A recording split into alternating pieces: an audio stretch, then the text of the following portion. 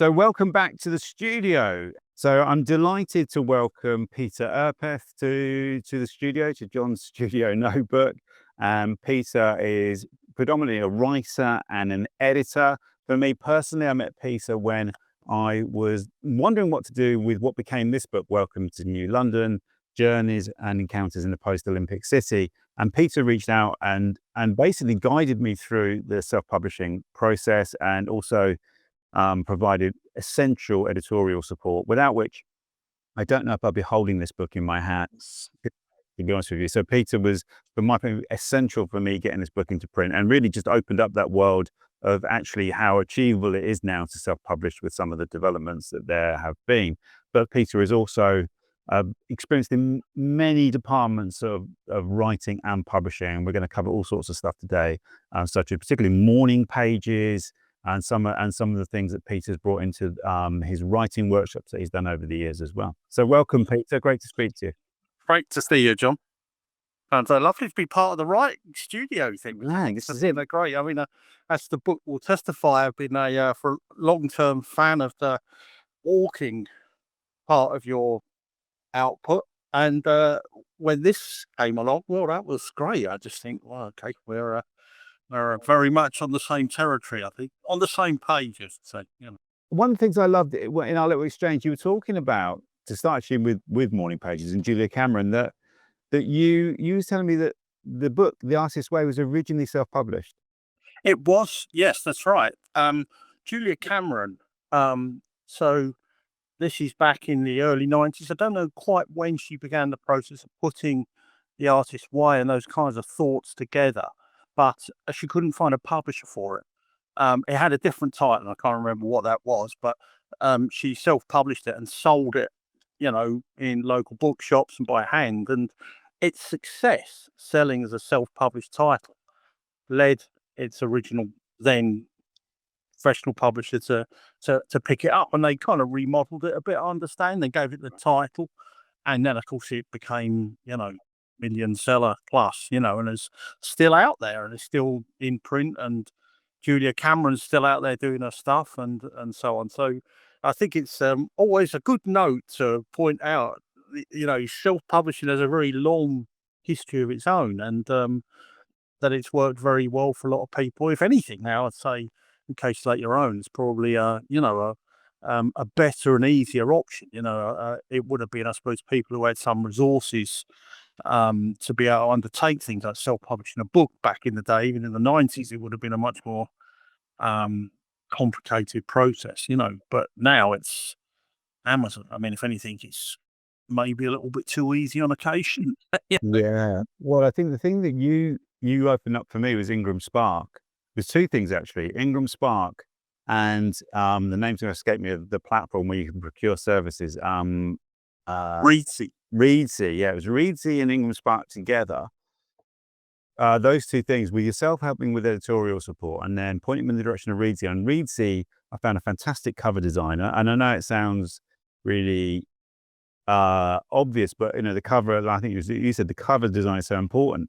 And it turned out, through just going through their process of how you filter for people, the guy who did this, Patrick Knowles also did the covers of the Ben Aronovich Rivers of London books. Yeah. I'm a huge fan of, and have been very successful. So, but that was almost, that didn't come up until later on. So being able to get those services in one place, where the contracting is done on the platform, where the outreach is done, where the negotiations about fees are agreed, and timelines, and how deliverables are sent to you, and all that kind of stuff managed, along with Ingram Spark. Yeah. And be able to get your book distributed, because this is turned up in high street bookshops. Yeah. Which I think that would be the advantage over Amazon, wouldn't it? I mean, Amazon is constrained to Amazon, but that was great. I wouldn't have gone down that path if it hadn't been for yourself. Yeah, I mean, it's also, I think, a very contemporary phenomena that there are people such as yourself who have quite a big following online. And sometimes you have to wonder, well, if you found a publisher, yeah, I know there's all sorts of advantages to that, but what they're essentially going to do is occupy their marketing will be focused on the people who've already found you, and you've already got that audience. Yeah. And the advantage of for someone like yourself is that, the publishing timetable can be, well, okay, a book gets a week or two, of the attention of the marketeers and so on, and then it's down the agenda, then it's, just out there. Whereas with your platform and the events you do and the live stuff, YouTube, all the rest of it, it's constantly new.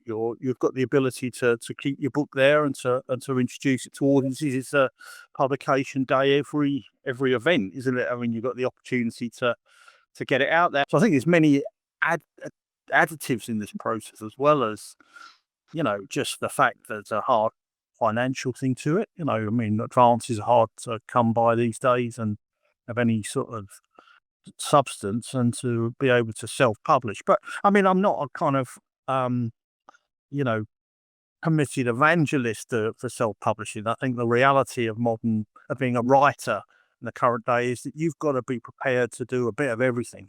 You will have, and your own career, I think, has been a good example of this. In your lifetime as a cr- as a writer, now you will have traditional publishers. You will self-publish. You might do Substack. There's every platform, every option. I think is now something you have to be able to engage with as a writer and be open to. Which one of these many options is the right one for the project, the right one for what you can do in terms of your own marketing, your platform, and so on.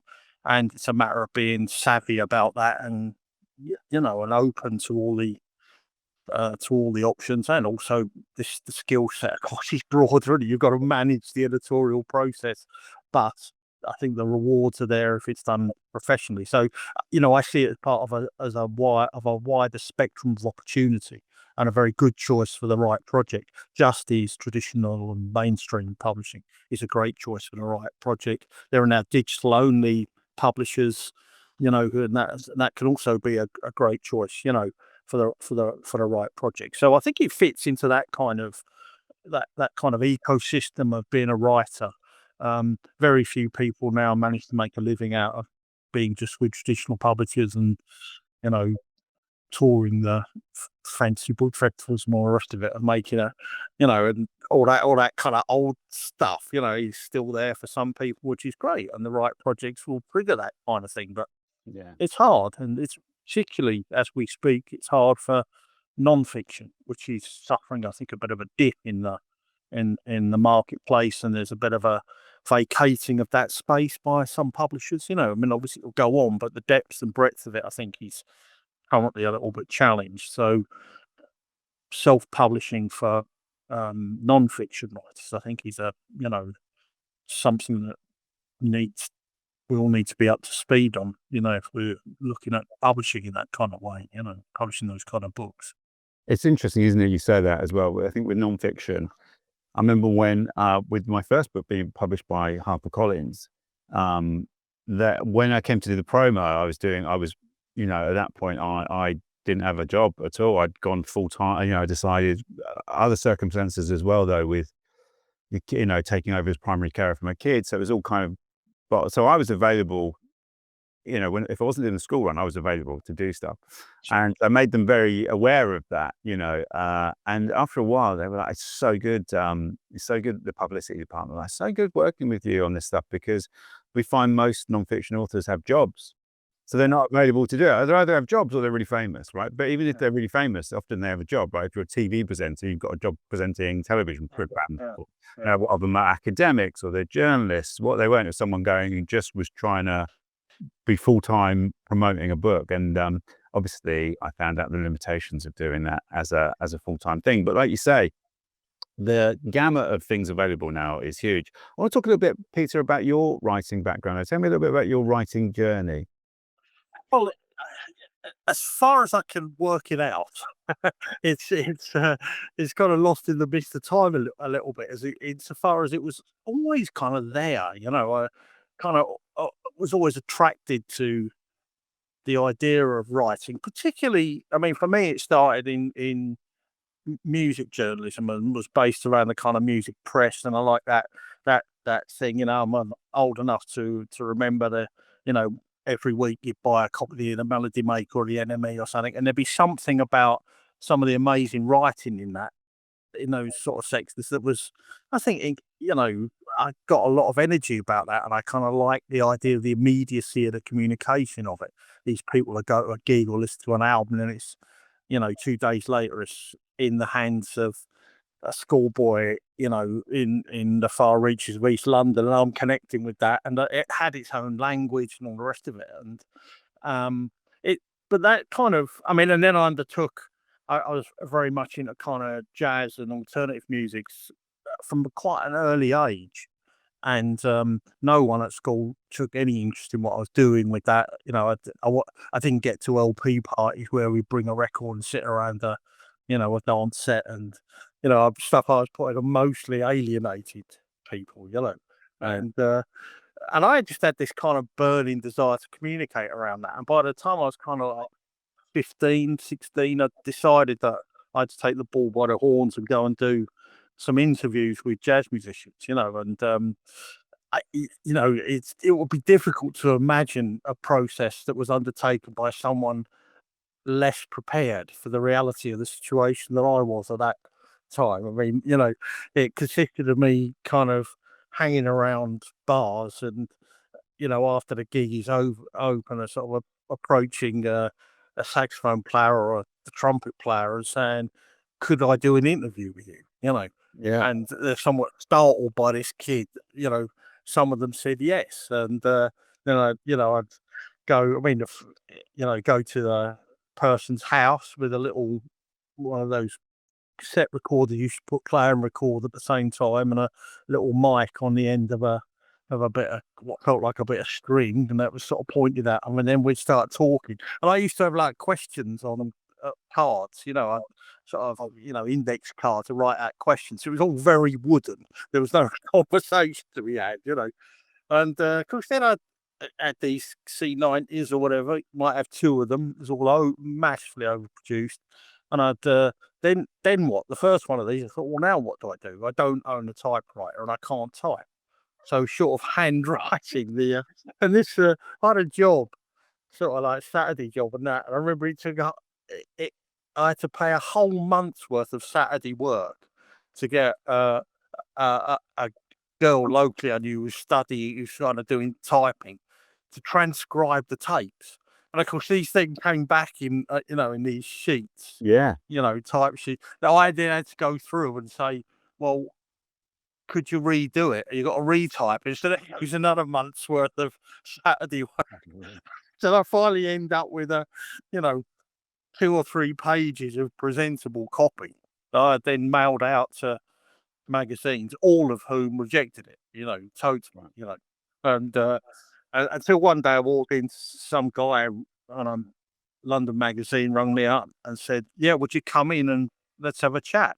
I thought, well, this is going to be great, and this is it. I'm going to make it onto the pages of Melody Maker before the week's out. Of course, I get into his office and meet everyone, and it's it's great, and sit in the editor's office with him, and he proceeds literally to take out the red pencil and just completely dismantles the entire thing in front of me, you know, which was, for the first 5 minutes. I mean, I'm kind of thinking, well, this is just the end of life. I can't cope with the disappointment, all of this.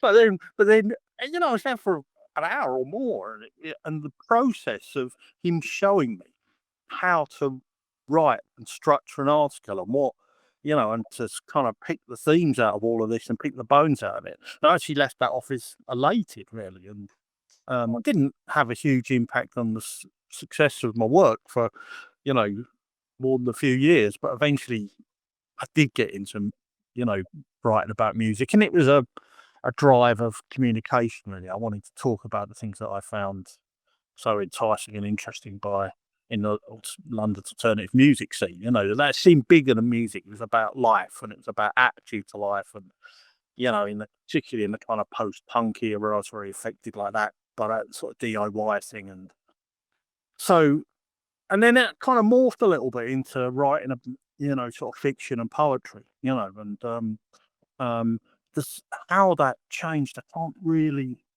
I think it was just by being influenced by the things I was reading, really. and there's a similar kind of energy around I felt a communicative energy around certain things.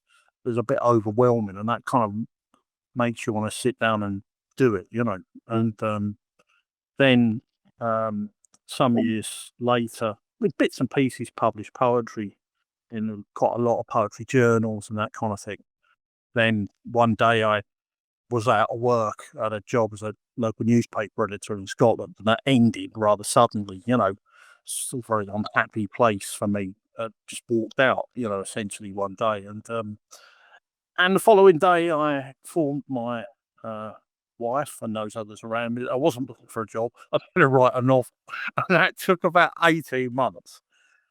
But I've got a Scottish writers bursary from the Scottish Arts Council, and that helped a little bit, and completed this book, and it was published, and that kind of opened the door really. Then there was, you know, but I must say that one of the big learning things in all of that was that I was exposed to throughout sort of working in magazines, music journals, and so on. Back in the day, you were very much exposed to the nuts and bolts of the publishing and editing process. It wasn't sitting in a remote office typing on your computer or on your phone or whatever, and then you push send. We were in the office when they were doing the production work and all that kind of thing, and every aspect of it was kind of unfolded before you. I mean, when I started working at Time Out in the mid 1980s, that was on typewriters with faint line pages. The columns from, you had to do your own hyphenation, and so you were very close to the production process, and the editorial process were much closer united. And I think that you acquire kind of a lot of information about the process of publishing in that as well, and and how every step of that was managed. And that hasn't really changed hugely, other than the introduction of word processing and digital print and all those kinds of things. But down to that as well. Well, that seems to have been a real generator of talent. Like when you were at Time Out in the 80s, I mean, the amount of people that have gone through Time Out. But what are your memories of working at Time Out? Because obviously now it exists, but it exists in a very different form, doesn't it? Yeah. I was working there in the mid 80s for a while, and it was an amazing place to be, full of, I mean, I was, quite low down in the structure, should we say, but the people I worked with, some of them have remained my friends, and they were great writers, very influential people. I mean, the film section there, I mean, Jeff Andrew was the kind of film editor, and I always had a huge respect for him, even though I might not have agreed a lot with what he says. And Nick Goldwyn, writer's music editor, and still know Nick, he's a great writer, and he was, I have huge respect for him and his approach, very broad minded, could cover a lot of kind of different things and a depth of knowledge. And so yeah, it was amazing creative place, full of energy, and obviously the very big readership in comparison to what magazines have now, so it felt exciting thing to be around. But yeah, you're dead right. There were some amazing people working there, and we did some incredible things. And I think when we were first in touch, when we were going to meet, you were performing at Cafe Otto in Dalston, reading poetry with a jazz group or a saxophonist. So yeah, that wasn't Otto. I've only played at Otto as a pianist, whole other life. For a different podcast. When you do your music one, I'll come back and we'll talk about that. No, but yeah, I mean, performing poetry is kind of over the last sort of 4 or 5 years became a major part of what I do. Um, and I do that mostly with a band, or in duet with a saxophonist, and most recently that has been with Evan Parker, the saxophone player, some may know, great innovator of the saxophone. And I've known Evan for many, many years, and it's amazing performing with him, and so yeah, that any opportunity, don't got a bit of that now, and I love it. It's an amazing, different thing. And I self-publish the work that I do for as a performance poet. I self-publish that work and take copies with me, and that, in comparison to how poetry is published unless you're a very well-known poet. They have very, very small print runs, even for people who are quite well known, and I've managed to kind of, outsell those kind of print runs just by hand selling at gigs. And again, you've got the immediacy of it. You've got that connection with the with the with the audience, with the reader who takes that memory away and so on. And so there's another good use case of self-publishing is, that actually that whole thing is so much more accessible if you self-publish than if you are a publisher who'll do a limited print run, albeit with all the kind of prestige. I can't get anyone or very few places to review my self-published poetry. You don't see it in literary magazines, but I do sell a lot more copies you know, and have that connection and that moment with people who have enjoyed the gigs and, want to sort of take a slice of it home. And that's very touching. It's very endearing. It kind of keeps you going, really, when you have readers who want to be that who really connect. So, I think the reviews, it's interesting having gone through that process with having a book with a big publisher and the expectations that come along with that, maybe as an author, naive expectations that you're going to get reviewed in the Guardian and all the mainstream press, but then also seeing it from a publisher's point of view, a commercial publisher's point of view, they don't see a lot of value in reviews because reviews don't really sell books, whereas like radio, for example, sells books, podcasts sell books, live events sell books. And I remember someone saying to me once very bluntly, and again, that was a good thing about working with commercial publishers, is they'll go, the reviews are just for the author's ego and reputation. If you like. I mean, authors love reviews because other authors read reviews and will talk about them. But beyond that, they don't really have a great deal of value in terms of shifting books, do they? Pete, I want to ask you about morning pages. You said you had quite a few thoughts on morning pages. Have you been doing morning pages yourself? Well, I haven't. So this just going back in that little story of my writing life a little bit. So, around about the time of the millennium and from then on, so about 2002, I started, working on the book, and it came out about 3 years later, the novel that was. And I was doing other bits of writing at the same time, and my background then was in writing, was mostly in journalism. So I'd been an editor of 2 local newspapers by that time, and but what happened was that it opened a door for me in that I got a job in about 2004, 2005 as a title was writing development manager as a Arts Council funded, Scottish Arts Council funded, and HIE, the Business Enterprise Agency in the Highlands and Islands where I live, kind of jointly funded this project of support for writers. And I got the job. I was the first post holder of it, and so on. And that one way or another didn't end for like 20 years. It only, it only really began to sort of tail off as in the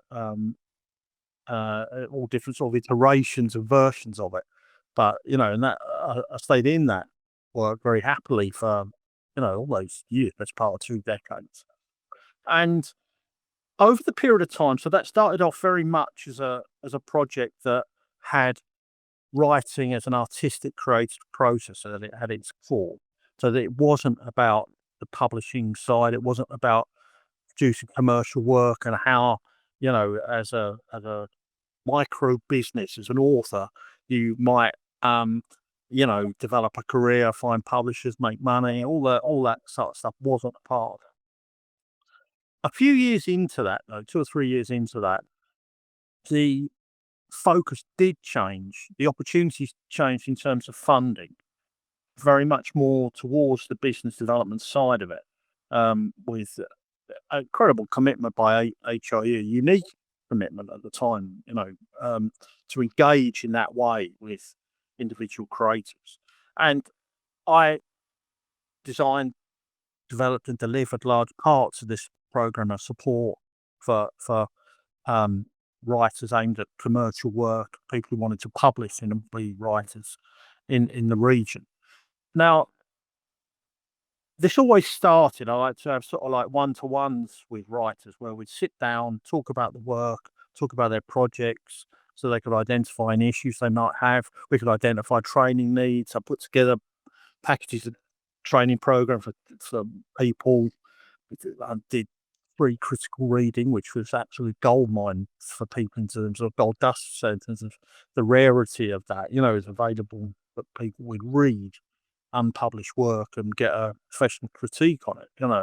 Very successful sort of problem. So all these kinds of support services. But one of the things after a while I began to notice was that yes, there are always these kind of structural access issues in terms of publishing. How do you get an agent? How do you get a publisher? Why aren't some books succeeding for people and so on?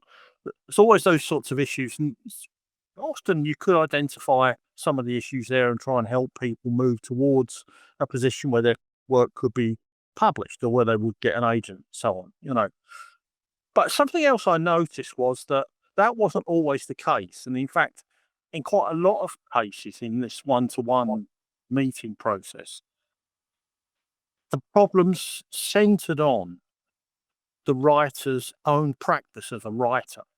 That there might be things like writing blocks and all the sorts of other issues that people face in trying to be a writer and all those kind of things.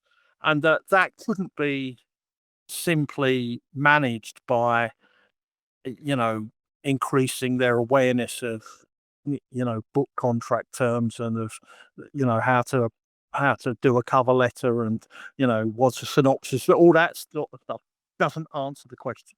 Doesn't they're not writing, it's not working, they can't get into it, projects end, they can't pick them up, whole gamut of things, And that made me focus a lot more thinking about, well, so what is this process of writing? It's like a kind of a forgotten and unspoken about element in the process of writing development.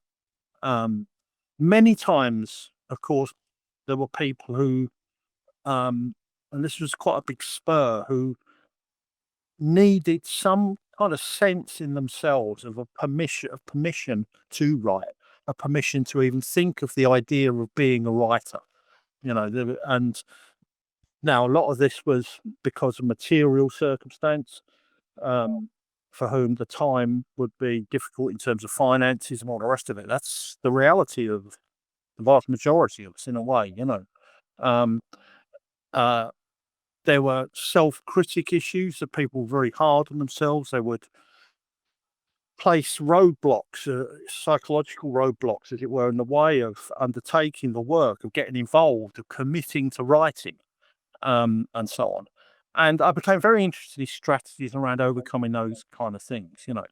Um, Now, I'm sure for as long as there's been writers, there's been people publishing books about how to write. I've read a lot of those, and I found most of them.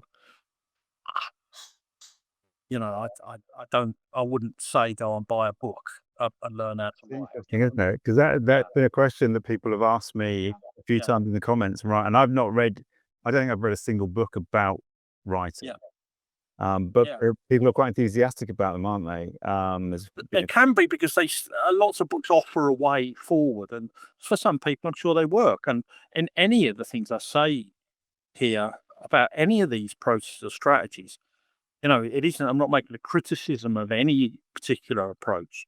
Just want to kind of understand and codify those approaches a little bit, so that we know where we are and why some things work or don't work. And for me, the whole thing is absolutely simple. The two things you need to do to be a writer are, believe it or not, to write. Okay? The second thing you need to do is to read. Okay, and there needs to be a joint commitment around the two things.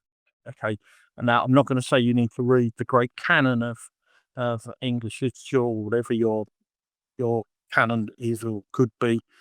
Just read anything, particularly contemporary. Pick up a book you like the cover, you read 2 pages, you don't like it, throw it down and pick up another one. Be curious. Don't worry about things when things were published. Just follow your nose, but read, because that is I think the greatest. And read with an awareness of what you're reading. How does this work on the page? What are the sentences like? What's the style of this? What do I like about it? What do I not like about it?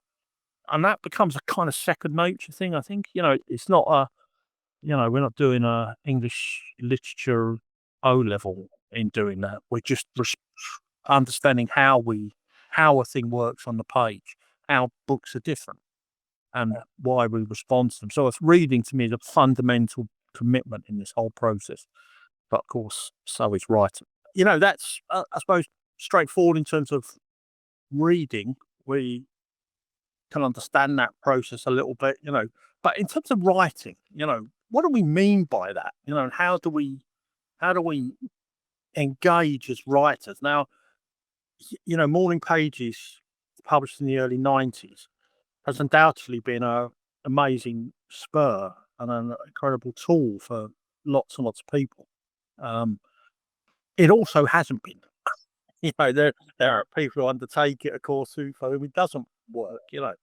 And just cutting back to my earlier thing about those encounters with writers who were having difficulties in the practice of writing, I would say that Morning Pages, firstly, it's a very thin part of Julia Cameron's work in the artist's way.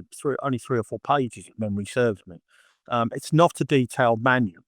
I'm not blaming. I don't think it was ever intended to be. It's part of a greater strategy in the artist's way, which kind of has these connections. She likes to make the connection between creativity and the divine, as she sort of call. I mean, a lot of that I just can't get on with. It doesn't particularly interest me. Morning Pages itself has its kind of counterpart. If memory serves me right, Morning Pages is not really meant to be undertaken on its own. There's this other part of the process, which Julia Cameron refers to as artist states. Yeah. Now, Morning Pages is the bit where you kind of put out the splurge, where you expel everything. An artist dates is where you go to a once a week or whatever to a cultural event on your own. Key thing, you have to go on your own, go to a gallery, a concert, something like that, and where you take in good stuff, Um, and so it's this kind of 2-part process in a way, where you've got Morning Pages, this ongoing splurge of the detritus of life and of the sub conscious and all that kind of thing, but joined with this kind of regular process of enrichment.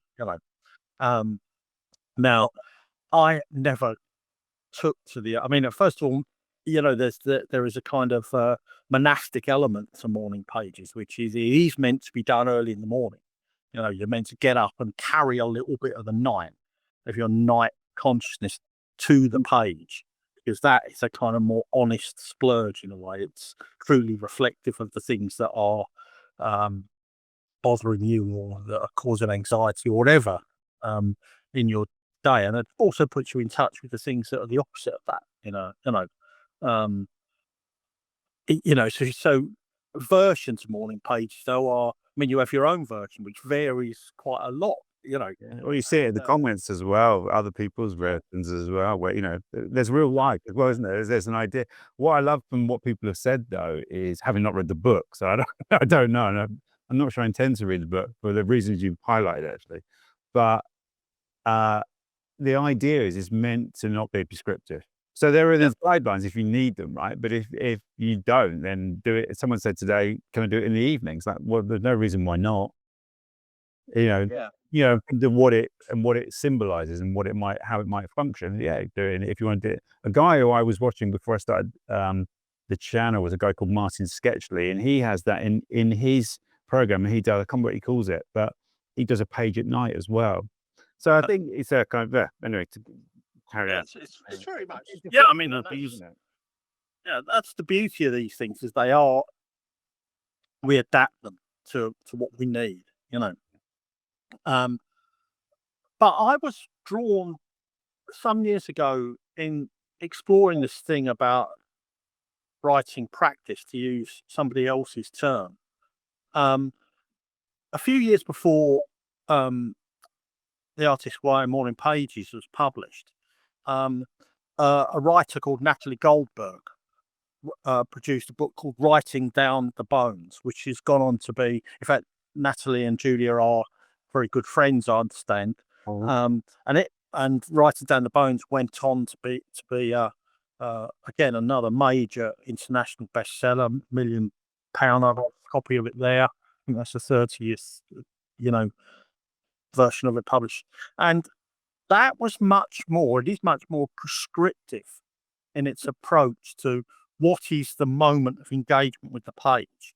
And Natalie kind of puts down a few kind of simple rules about what you're trying to do. Now, for me, the whole thing about this, I mean, it's sort of subtitle "Freeing the Writer Within" is the writer is a term that is defined in a very much broad way. This is writing as part of um, the happiness and the contentment and the advancement of the self, really, in terms of how we feel about ourselves and the world. And it only has a tangential relationship to the idea of writer, as in a published novelist, as a.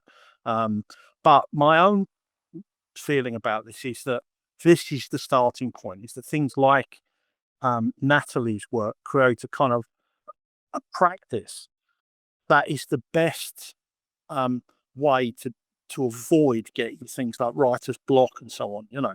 And I feel that Morning Pages isn't prescriptive enough or detailed enough about the whole issue of the inner censor, of the inner editor, the thing that stops us from writing, you know. Um, and Natalie's very hot on that, you know. Now, a lot of her work is tied to, you know, Zen Buddhism. That's not my thing in life. In fact, I became very interested in it because of her work, you know, and she brings a lot of Zen Buddhism into her work, you know. But the kinds of rules. So what she's trying to do is for us not to imagine a world in which we don't have an inner critic, but one in which we can sit the inner critic to one side, listen to what it says, but not be governed by it, you know. And I think the most of the problems of things like writer's block come actually in some way or another. It's all masked in there as the inner critic. These are the things that prohibit us in our work, often to do with the kinds of self-censorship things. And so how can we physically overcome, how can we break through the grip of this of the self-censor is very much at the heart of Natalie's work. She would have, you know, things like, now you've touched on some of these things. So Natalie, um, her thing is timed rather than numbers of pages. So she says things like write for 10 minutes, or, you know, you can find your own period of time. Nothing particularly prescriptive. She does, I think, start with a beginner's classes are 10-minute exercises, often lit from prompts. The prompts are very open, sometimes psychologically provocative things, sometimes quite difficult. You know, a prompt might be, I remember. That's it. Then the next one will be is I don't remember. And so you get these kinds of very open field sort of things, you know. But the kinds of rules she has are things like, so when you start writing, you have to keep your hand moving. It can't stop, even though you've got nothing to, you might feel like you've got nothing to say. Right, but 10 minutes, your hand has to keep flowing, I think. So this is handwriting. Um, don't cross out. You're not editing this in any kind of way. You're not an editor. You're engaging in writing practice. Don't worry about spelling or grammar. Um, don't think. Don't get structural or logical. Don't think ahead in terms of the structuring of a piece. It's about the moment of writing. And she has other things like more vague sort of notions, like things like go for the jugular, lose control. She uses these kinds of things, which I associate more with the kind of when you've done a lot of this, that you've worn down the interest of the self-editor and you're freer to express. This is like therapy as well. I mean, so much of it, I found that with Morning Pages. A lot of it, I I'm going to hazard a guess that well, no, I'm not going to hazard a guess, but I think some of the ideas are common in meditation practice, she's Zen Buddhist, and also therapeutic practice Yeah, as well. absolutely. Yeah, yeah, You know, yeah, that absolutely. that thing sounds a lot like trying to break down barriers inside and, like I said, removing your inner critic. And what's interesting, Peter, is, again, someone who hasn't read Julia Cameron, a lot of things you talked about there, I would associate with morning pages. What's the distinction for you between all? I mean, all those things are in also. It's more these kind of mechanical things that are included with in much more detail. So it provides this kind of starter's manual as to how to overcome that initial fear of the blank page. Yeah, and that isn't so much there in morning pages, although it might be there, one could argue, across the whole work, the artist's way, you know. And of course, artist's way is essentially, I would say, leans quite significantly in the direction of visual art. And morning pages is something that visual artists would do, I mean, Julia Cameron. So, but these kinds of things, providing, a prompt, a timed thing, and you stop on a bit like psychotherapy, you stop on 59 minutes and 59 seconds. That's the end of and no matter if you're mid sentence, that's the container of the event, Um, uh, and I think, the point of that is, and I think this is true of, like, morning pages is the splurge that then leaves the day free of that stuff. You Yeah. know, I think, um, writing down the bones, writing practice is much more of a constant thing. It's there in all writing. And my own experience with it has been, that I do find it has changed the way that I do my professional work, as it were, as well. That it's actually in that now. I have a different way of approaching how I start to write, how I think about writing, and that's become a very useful process. It's only I only have the one process now. It's there in this kind of more meditative, more personally important stuff, shall we say. And then, I mean, I've recently, finished a memoir. It took me the best part of 3 years to complete, but that was full of writing practice. It was hard at times. And, what I've found out is, I mean, if there's a lesson that comes from all of it with Natalie and in her approach, particularly to memoirs, memoir being a good starting point. We write about ourselves first, is I discovered this whole idea that when I'm writing about my life, my feelings, my all of that sort of thing, I'm not writing to put down what I think. I'm writing to find out what I think. And that was the biggest change. So I write to find out. And as soon as I started hitting buffers in the memoir, it's quite a difficult thing to write and all the rest of it. And I was running aground. I went back to um, writing practice, and suddenly I discovered that there was a way I could write to find out about my own self and my own life, and even to recover parts of my own history, and that was incredibly productive.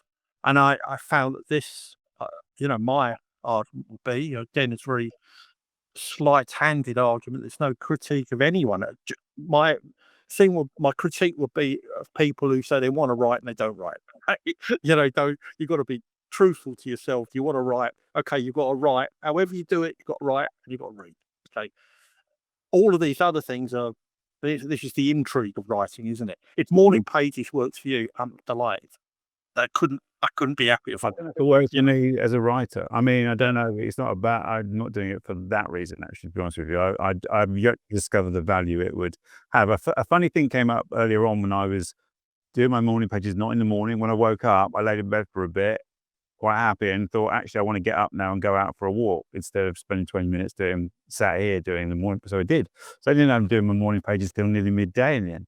But interesting, I was writing about them. I had a record on as well, Break Another Rule, had outside stimulus like that. The dog was there, but anyway, lots of things. But when I was writing about the music, because it was morning pages, I didn't think about it. So I just put down whatever words came through my head.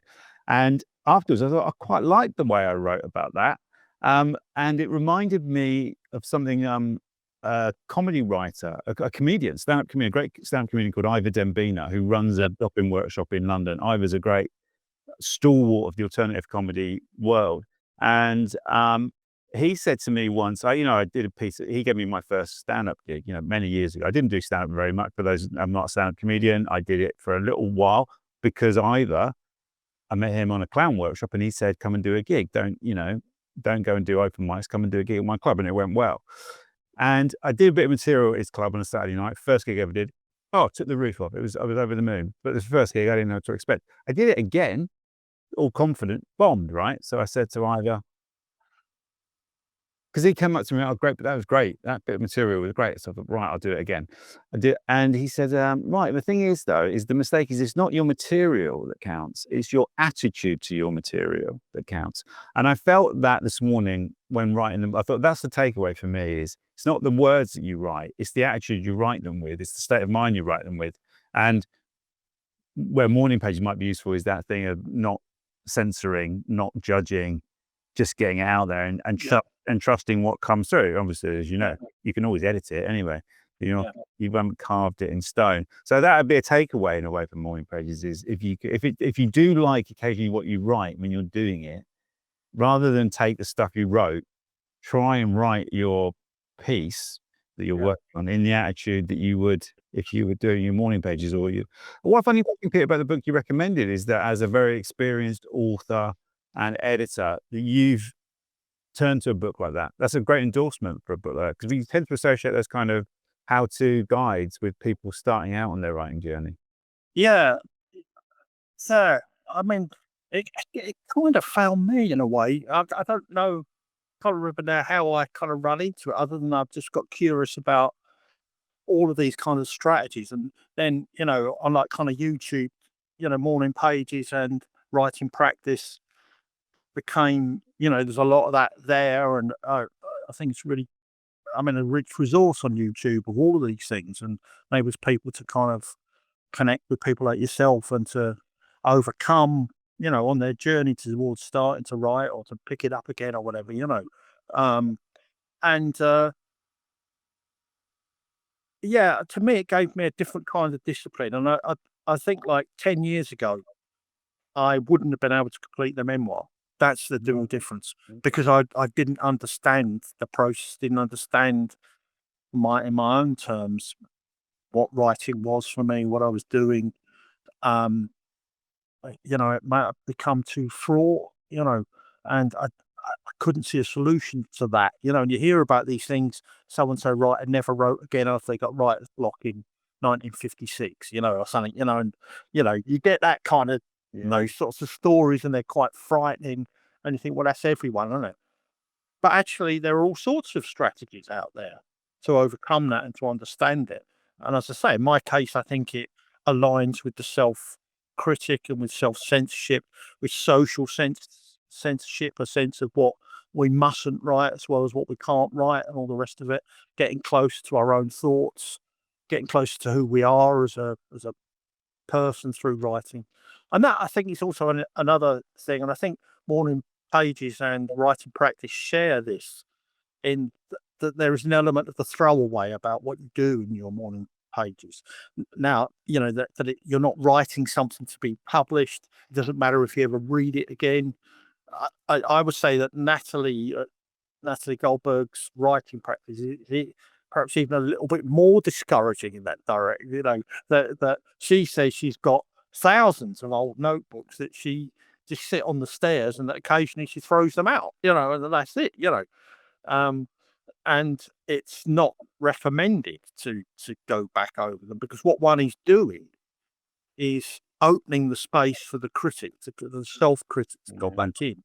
The way you read and the way you write, although the reading and writing are very bonded, they're different things. And that when we read our work again after some years, we might think that line, well, that was rather nice. I can pick that up and grab it and do something with it. That's great. But the other 999 lines, you look at that and think, my God, that was rubbish back then. And then the critic is back. And then all of the work you've done in terms of, being free of the self critique. So don't allow yourself to invade your own private space, and notebooks are private one-off events. And this is, I mean, also a critique, and I don't know with Natalie, I know other people have said about this.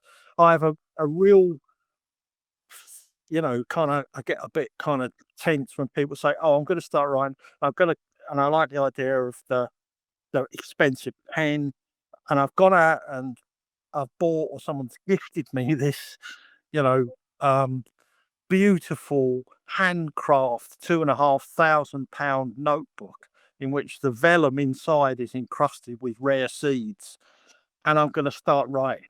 I mean, the totemic, monolithic power of the blank page in a journal like that, no one can overcome that. Yeah. Not even the most, verbose overwriters would manage to write a sentence is such a rare thing.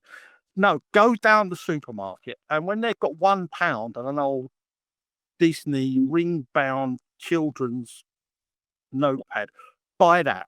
Buy 5 of them, okay? Because it doesn't. You're not going to worry about the quality of what you put in it. You know, Yeah. the idea is you're going to start with rubbish. And where does fertilizer come from? We know where it comes from. It's the byproduct of something that didn't start in that way. And something discarded because of its, you know, potentially harmful nature to be in close proximity to. So we put it over there, we let it sit there for a while, and then 6 months later, it helps us grow our food, and it's good stuff again. And so, we've got to be prepared. And what we're going to put on these pages, morning pages or not, is actually very throwaway. It's transitory, and process is all important. It's the process that will change you and will develop you as a writer, not the words. And don't get put off. Don't think you need to have the beautiful pen, the expensive notebook. All of that is just more clutter in the way of writing. So now, you're an experienced writer. You'd like that. It enhances having the nice stationery and the pen that flows really well and all the rest of it. It's great. It helps you because you're an experienced writer. You've gone down the road of these things. Lots of people get very put off. They like the idea, but when they actually get the expensive stationery and they think that's the missing link, it becomes just another. I mean, it's the same in everything, though, isn't it? It's the Yeah. same with people take up a sport. It's the old thing. I mean, in sport and not in creativity, people talk about all the gear and no idea.